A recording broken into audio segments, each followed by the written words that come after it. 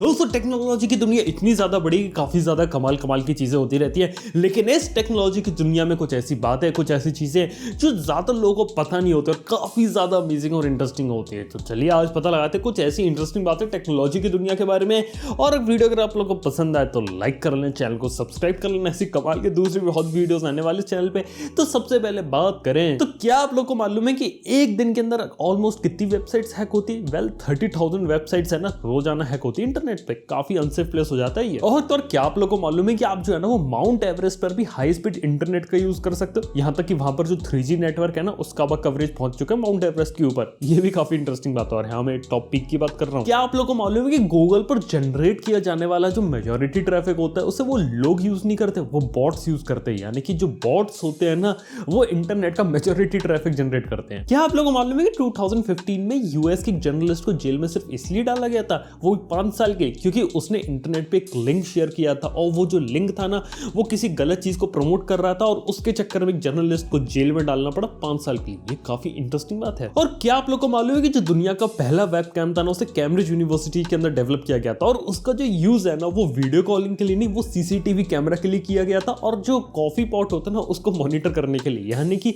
Web cam तो बना ली लेकिन उसे सीसीटीवी कैमरा के तरीके से यूज कर रहे थे। और क्या आप लोग को मालूम है कोई भी वीडियो अगर लोड नहीं हो 10 सेकंड के अंदर तो 50% जो लोग है ना वो तुरंत भाग जाते हैं उस वीडियो से। क्या आप लोग को मालूम है कि साउथ ईस्ट एशिया में one of the slowest internet की स्पीड क्या है? वो है फिलीपींस के अंदर और एवरेज स्पीड है ना फिलीपींस की वो है 3.54 Mbps। इंडिया जो है ना उसकी एवरेज स्पीड काफी ज्यादा हो जाती है, ऑलमोस्ट 5 Mbps के ऊपर। ये काफी इंटरेस्टिंग बात है। इसी के साथ ही 1 मिनट के अंदर इंटरनेट में 204 मिलियन मेल्स भेजे जाते हैं और हाँ इसमें से जो मेजॉरिटी मेल्स होते हैं ना वो स्पैम होते हैं। और क्या आप लोग को मालूम है कि ज्यादातर जो लोग हैं ना वो मोबाइल फोन पे इंटरनेट को ज्यादा एक्सेस करते हैं एज कंपेयर टू पीसी। और इंडिया में बात करें तो काफी इंटरेस्टिंग बात पता चली कि जो लोग पहली बार जब इंटरनेट से कनेक्ट हुए ना तो वो पीसी के कंपैरिजन में मोबाइल फोन से कनेक्ट हुए।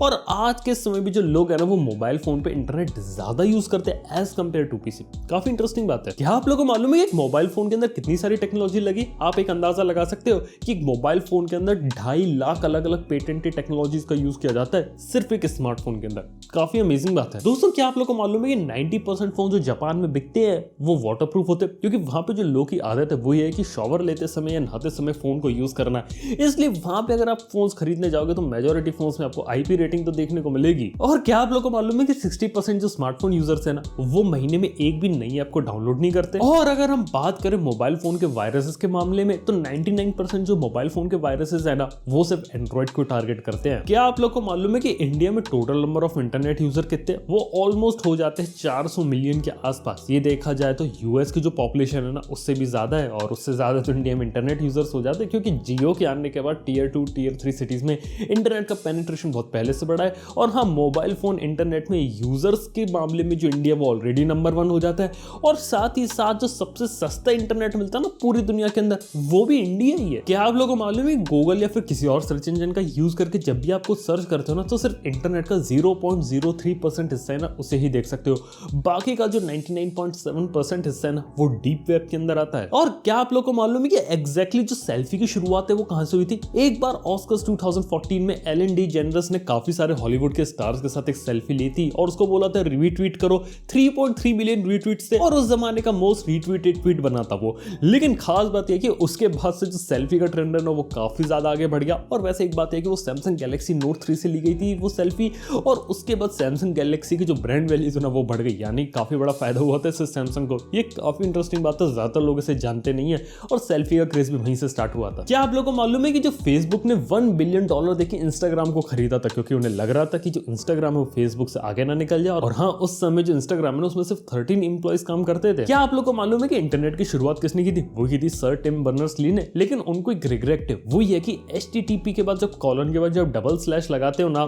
तो उन्हें पता था कि डबल स्लैश की कोई जरूरत नहीं और रिग्रेट करते हैं कि डबल स्लैश है ना फालतू में, मतलब उसके बिना भी काम चल सकता था इंटरनेट का। क्या आप लोग को मालूम है कि 10,000 में से किसी एक इंसान का ही विकिपीडिया पे पेज होता है, यानी कि ऑलमोस्ट 10,000 में से एक इंसान। काफी इंटरेस्टिंग बात है ये। और क्या आप लोगों को मालूम है जब 1973 में जब इंटरनेट धीरे धीरे शुरू हुआ था तब उस समय पहली बार इंटरनेट से सिर्फ 42 कंप्यूटर्स ही कनेक्टेड थे। आप लोगों ने एप्पल के मैक का नाम सुना होगा। मैक डराइव हुआ था पुराने मैकिन्टॉश कंप्यूटर से। और पता है मैकिन्टॉश का नाम क्यों आया? वो आया था मिकनितोश के नाम से, यानी कि एक ब्रीड होती है स्पेशल एप्पल के और उसी के नाम पे मैकिन्टोश रखा और स्पेलिंग में थोड़ा बहुत चेंज कर दिया। काफी इंटरेस्टिंग बात है ये। और तो और क्या आप लोगों को मालूम है कि जो मेजोरिटी जो लोग है ना, जब वो यूएसबी ड्राइव लगाते हैं तो वो गलत साइड से लगाते हैं। यानी कि जब भी आप कोई भी चीज प्लग करो यूएसबी के अंदर, तो अगर वो टाइप सी नहीं है तो ज्यादा चांसेस होते हैं कि पहली बार में वो गलत ही होता है। वैसे आपका पहली बार में सही होता है कि गलत होता है, कमेंट में बात बताना ना भूलना। और क्या आप लोग को मालूम है कि जो पहली प्रेजेंटेशन थी आईफोन की, वहां पे जो आईफोन है ना, स्टीव जॉब्स बदल बदल के यूज कर रहे थे। ऐसा इसलिए क्योंकि आईफोन था उस समय प्रोटोटाइप था, डिस्प्ले जो था वो उस पर प्लास्टिक लगा हुआ था, और किसी भी एक आईफोन का अगर वो लंबे समय तक यूज कर दे तो वो ऑटोमेटिकली उसकी रैम भर जाती थी और वो क्रैश हो जाता था।